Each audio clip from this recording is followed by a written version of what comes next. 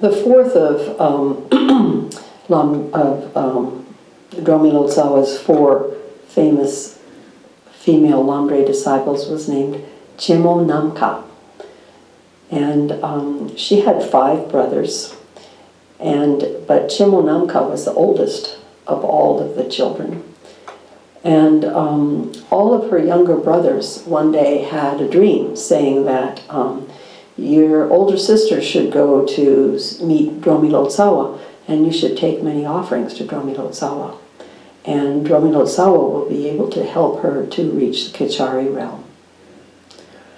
So at about that time, Chemo Namka lost consciousness for 3 days, it's said. It's not clear why. Perhaps she was ill, or perhaps she was experiencing some kind of sadness, or perhaps it was a kind of a blessing. But in any case, when she awoke, she described many things that Drokmi Lotsawa had done and had been doing, as if she had been able to see him while she was asleep.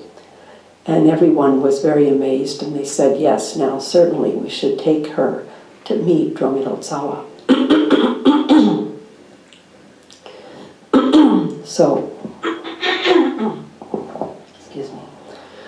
So when she went to meet Drokmi Lotsawa, she said, I requested permission from my family to come to meet you. And she offered him very valuable offerings, including a beautiful turquoise and other things, and said, please help me get to Kichari realm. So Drokmi Lotsawa gave her and her friends the Chakra Samvara empowerment, and how to meditate, bringing the air into the central channel. And she was able to realize these instructions very quickly. And she told her friends, I've had some experience now with this meditation. I think that I will be able to attain high realization. Please go back and tell my family that I'm going to stay here. And so Drokmi Lotsawa taught her Vajra Varahi, Vajra Yogini, and many completion stage practices. And and as well as many others, and she meditated very greatly and became able to control negative forces and the local spirits. And she built a little retreat hut and retreat cabin in central Tibet. And she stayed there for a number of years. When people came to the cabin, it said that she could pull balls of tsamba or other things for them to eat out of the air and give them to the guests. And so she was considered to be a great yogini. And then after that, at the end of her life, she did depart to the Kichari realm.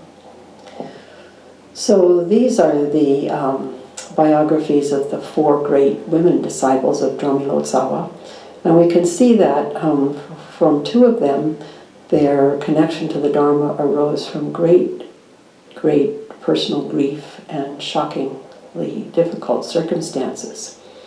Whereas for the other 2, they came from large families and were able to make fine offerings to Drokmi Lotsawa when they arrived. And through these karmic connections and their own great diligence, all of them were able to achieve very high realization.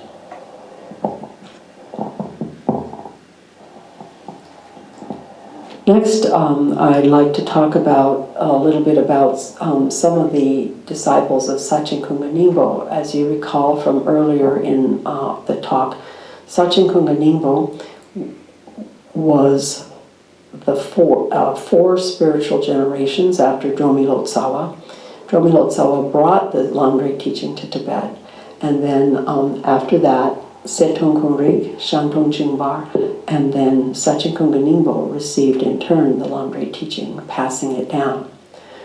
Sachen Kunga Nyingpo was the first to teach the Lamdre teaching widely, and after practicing it secretly for many years, he was empowered by his teacher, Shantong Jingbar, to teach it widely.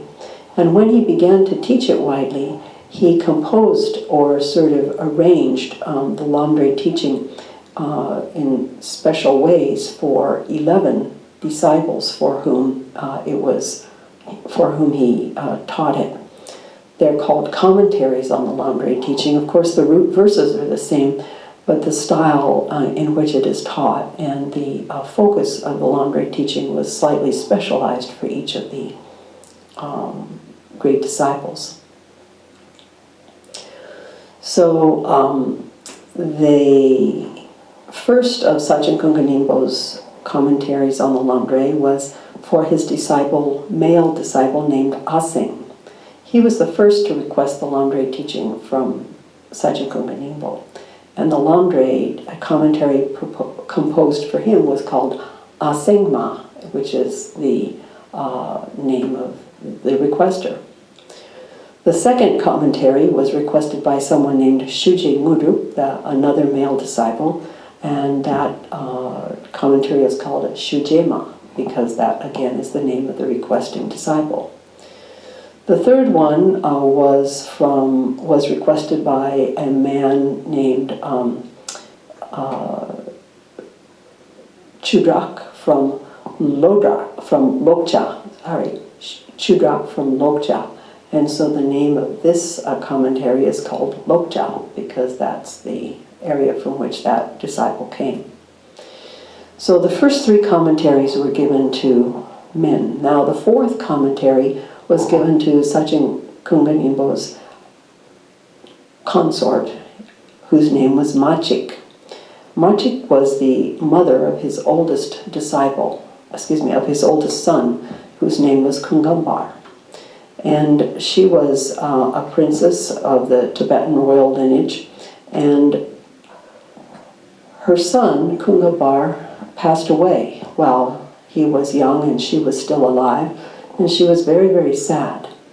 And after losing her son, her mind turned completely toward the Dharma, and she requested Sachen Kunga Nyingpo to give her the Hevajra and Chakrasambhara empowerments. And so he also taught her the Lamdre teaching, and he, in this particular Lamdre teaching for his consort, Machik, he used Chakrasambhara as the creation practice and Hevajra, Lamdre Hevajra, as the completion practice. And so this Lamdre commentary was known as Yumdonma. Yum, of course, means great mother, composed for the mother, his wife. Then the fifth commentary, Sachen Kunga Nyingpo wrote for his sons, Sonam Semwan Jetchendrapa Jeltsen. And for that reason, it's called Sedunma. Se means son. Sedunma means for my sons, for the sons. The sixth commentary was composed for Dawa Gyaltsen, and Dawa Gyaltsen was the one who gave the Upasika vows, the lay vows of pratimoksha morality to Jetsudrapa Gyaltsen and his brother. And so this was called Dajama.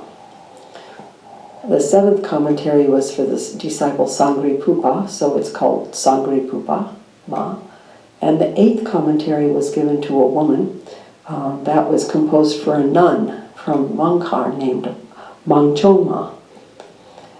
And the ninth commentary was for a disciple from Kham, so it was called Ga-teng-ma. Ga is a section in Kham. And the 10th commentary was composed for a nun from Yarlung, who was known as Auma. And so that commentary is called Auma. And the 11th commentary was composed from Wangchu Gyaltsen from Nyaji, so it's called Nyakma. So 8 of Sachen Kunga Nyingpo's Lamdre commentaries were composed for men, and 3 of them were composed for women. 1 for his wife, which was the Yumdongma, and 2 for nuns, one called Mangchong-ma and the other one called Aoma. I remember Kimbo Kosam telling me that the commentary for Auma, she was called Auma because early in her life she'd experienced great difficulties and suffering, and so when she came to meet Sachen Kunga Nyingpo and receive the teachings from him, she would cry, "Au, au," and so that's why she was called Auma. So here we have a similar situation for her as for two of Drokmi Lotsawa's great female disciples.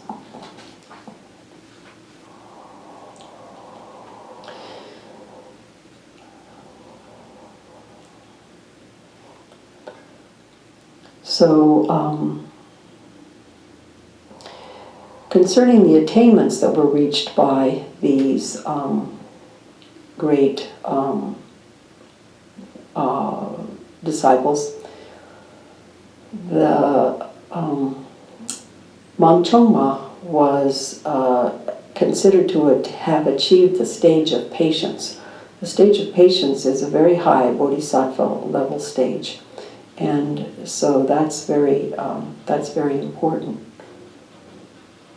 Oh, I'm sorry. I said I misspoke. Chodrung-ma is the one who is said to have attained the stage of patience.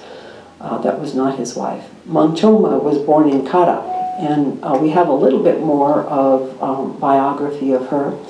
It said that after receiving teachings from Sachen Kunga Nyingpo, she meditated at Samling for a long time, and there she attained a stage of meditation called purification of the animal realms.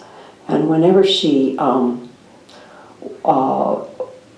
went out, whatever she saw as a kind of an animal.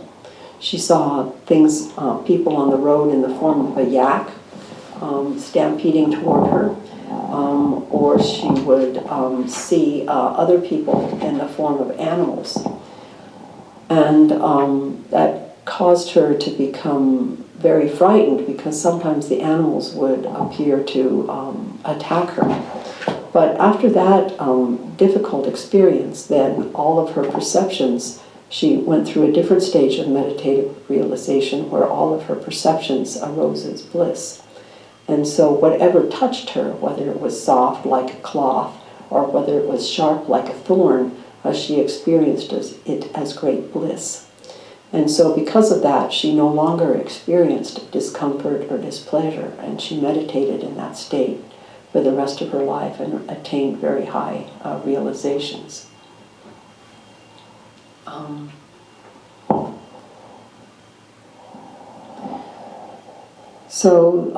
These are a few of the wonderful stories of the great female disciples of some of the early founders of the Sakya tradition in Tibet.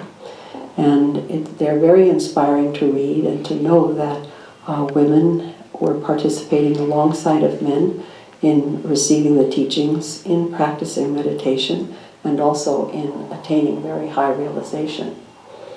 So we pray now that as the Buddha Dharma comes to the new countries of the West and other parts of the world, that the opportunities that women have here to study, contemplate, and meditate equally with men will also give rise to similar high levels of realization and attainment of the Kichari realm and other high levels of attainment for both men and women. Thank you very much.